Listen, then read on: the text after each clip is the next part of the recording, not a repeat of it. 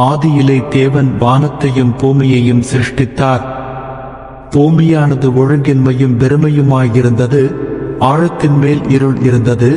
தேவ ஆவியானவர் ஜலத்தின் மேல் அசைவாடிக் கொண்டிருந்தார்.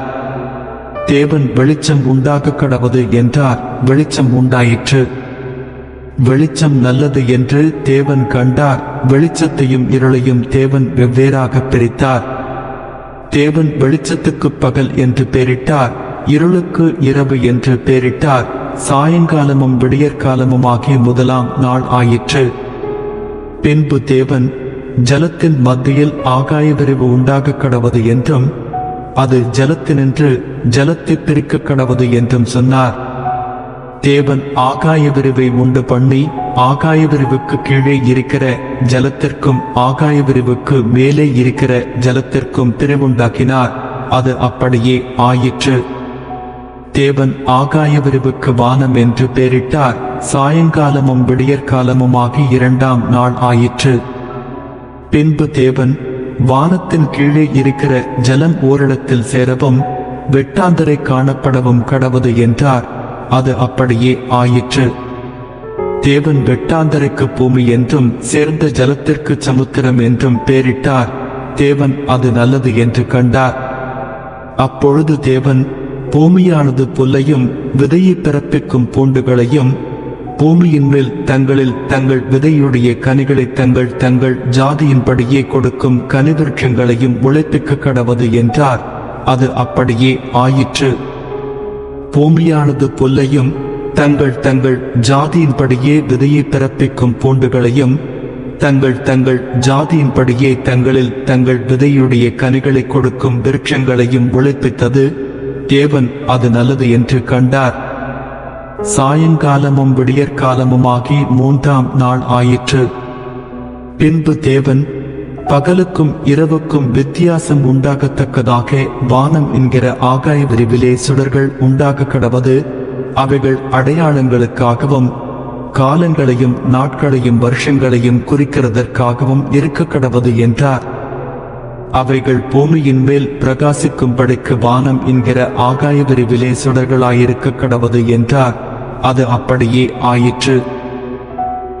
தேவன் பகலை ஆழ பெரிய சுடரும் இரவை ஆழச் சிறிய சுடரும் ஆகிய இரண்டு மகத்தான சுடர்களையும் நட்சத்திரங்களையும் உண்டாக்கினார். அவைகள் பூமியின் மேல் பிரகாசிக்கவும் பகலையும் இரவையும் ஆளவும் வெளிச்சத்துக்கும் இருளுக்கும் வித்தியாசம் உண்டாக்கவும் தேவன் அவைகளை வானம் என்கிற ஆகாய விரிவிலே வைத்தார். தேவன் அது நல்லது என்று கண்டார். சாயங்காலமும் விடியற்காலமுகி நாலாம் நாள் ஆயிற்று. பின்பு தேவன் நீந்தும் ஜீவஜந்துக்களையும் பூமியின் மேல் வானம் என்கிற ஆகாய விரிவிலே பறக்கும் பறவைகளையும் ஜலமானது திரளாய் ஜனிப்பிக்க கடவது என்றார்.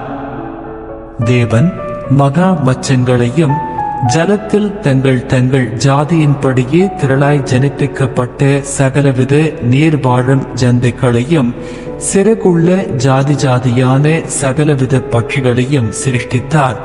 தேவன் அது நல்லது என்று கண்டார்.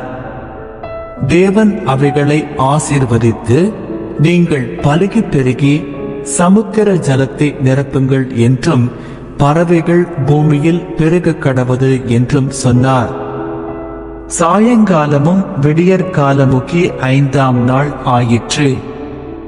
பின்பு தேவன் பூமியானது ஜாதி ஜாதியான ஜீவஜந்துக்களாகிய நாட்டு மிருகங்களையும் ஊரும் பிராணிகளையும் காட்டு மிருகங்களையும் ஜாதி ஜாதியாக பிறப்பிக்க கடவது என்றார். அது அப்படியே ஆயிற்று. தேவன் பூமியில் உள்ள ஜாதி ஜாதியான காட்டு மிருகங்களையும் ஜாதி ஜாதியான நாட்டு மிருகங்களையும் பூமியில் ஊரும் பிராணிகள் எல்லாவற்றையும் உண்டாக்கினார். தேவன் அது நல்லது என்று கண்டார். பின்பு தேவன் நமது சாயலாகவும் நமது ரூபத்தின்படியேயும் மனுஷனை உண்டாக்குவோமாக. அவர்கள் சமுத்திரத்தின் மச்சங்களையும் ஆகாயத்து பறவைகளையும் மிருக ஜீவன்களையும் பூமியனைத்தையும் பூமியின் மேல் ஊறும் சகல பிராணிகளையும் ஆளக்கடவர்கள் என்றார். தேவன் தம்முடைய சாயலாக மனுஷனை சிருஷ்டித்தார். அவனை தேவ சாயலாகவே சிருஷ்டித்தார். ஆணும் பெண்ணுமாக அவர்களை சிருஷ்டித்தார். பின்பு தேவன் அவர்களை நோக்கி, நீங்கள் பலுகி பெருகி பூமியை நிரப்பி அதை கீழ்ப்படுத்தி சமுத்திரத்தின் மச்சங்களையும் ஆகாயத்து பறவைகளையும் பூமியின் மேல் நடமாடுகிற சகல ஜீவஜந்துக்களையும் ஆண்டு கொள்ளுங்கள் என்று சொல்லி தேவன் அவர்களை ஆசீர்வதித்தார். பின்னும் தேவன், இதோ பூமியின் மேல் எங்கும் விதைதரும் சகலவித பூண்டுகளையும் விதைதரும் கனிமரங்களாகிய சகலவித விருட்சங்களையும் உங்களுக்கு கொடுத்தேன். அவைகள் உங்களுக்கு ஆகாரமாயிருக்க கடவது. பூமியில் உள்ள சகல மிருக ஜீவன்களுக்கும் ஆகாயத்தில் உள்ள சகல பறவைகளுக்கும் பூமியின் மேல் ஊறும் பிராணிகள் எல்லாவற்றிற்கும் பசுமையான சகல பூண்டுகளையும் ஆகாரமாக கொடுத்தேன் என்றார்.